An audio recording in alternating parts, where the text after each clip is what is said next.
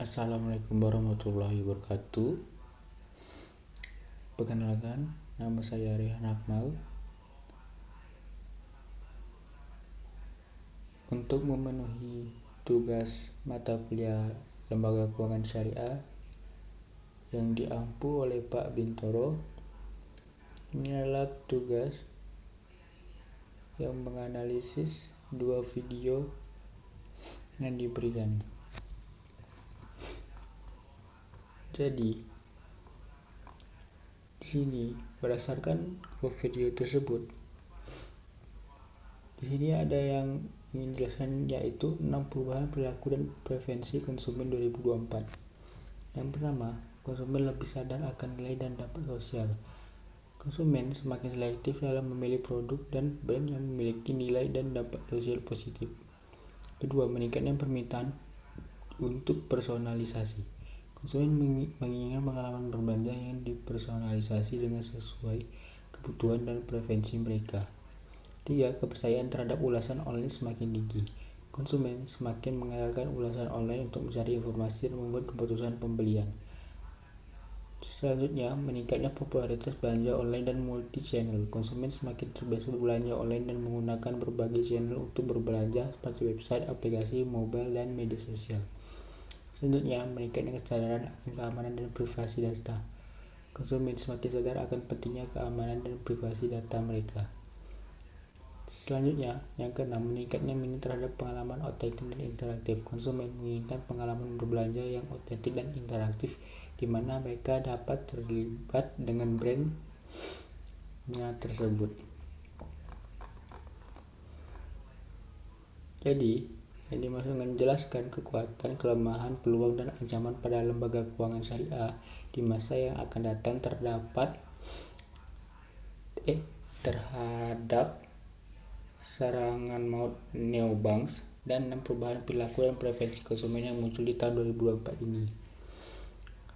Jadi, kekuatan yang harus dilakukan oleh lembaga keuangan syariah itu yang pertama itu landasan prinsip syariah yang kuat. Lembaga keuangan syariah memiliki prinsip syariah yang jelas dan teruji, memberikan kepercayaan dan daya tarik bagi nasabah yang ingin bertransaksi sesuai dengan syariat Islam. Selanjutnya, ketahanan terhadap krisis. Sejarah menunjukkan bahwa lembaga keuangan syariah lebih tahan terhadap krisis ekonomi dibanding dengan lembaga keuangan konvensional. Selanjutnya, potensi pasar yang besar. Indonesia dengan populasi muslim terbesar di dunia menawarkan potensi pasar yang besar bagi lembaga keuangan syariah.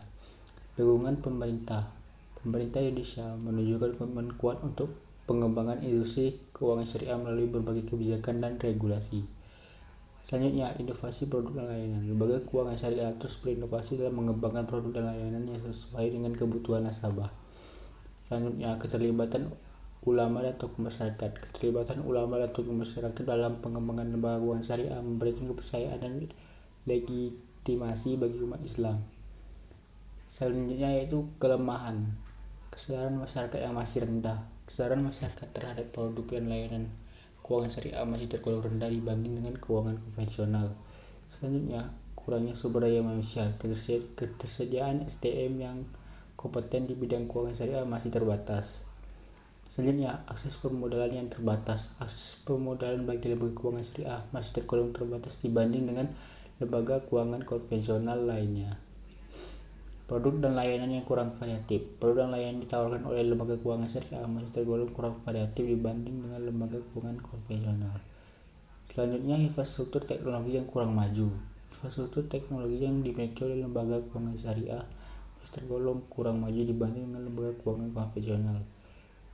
Selanjutnya, biaya operasional yang relatif tinggi. Biaya operasional yang dimiliki oleh lembaga keuangan syariah masih tergolong relatif tinggi dibanding dengan lembaga keuangan konvensional lainnya. Selanjutnya, opportunity atau peluang. Perkembangan teknologi digital membuka peluang baru bagi lembaga keuangan syariah untuk meningkatkan jangkauan dan layanannya kepada nasabah. Terus, penetrasi internet yang semakin luas.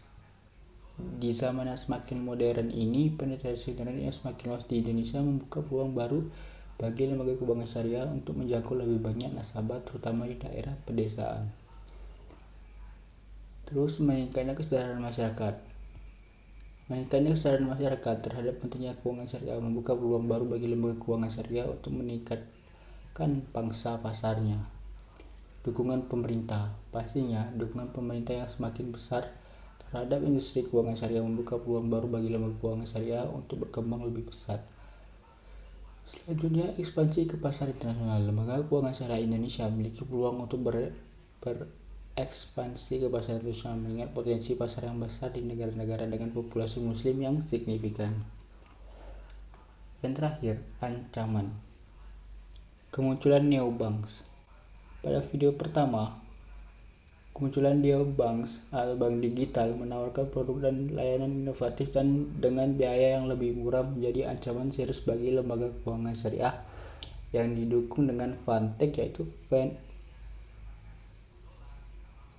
financial technology yang terdiri dari fintech payment dan fintech pembiayaan. Selain itu, persaingan ketat. Persaingan di industri keuangan syariah semakin ketat dengan kehadiran pemain baru dan strategi agresif dari pemain lama. Selanjutnya, ketidakpastian ekonomi global, yang dimana ketidakpastian ekonomi global dapat berdampak negatif pada kinerja lembaga keuangan syariah. Terus perubahan regulasi yang tidak mendukung dapat menghambat pertumbuhan lembaga keuangan syariah. Selanjutnya itu serangan cyber menjadi ancaman yang semakin serius bagi lembaga keuangan syariah. Lembaga keuangan termasuk juga lembaga keuangan syariah. Sekian, terima kasih.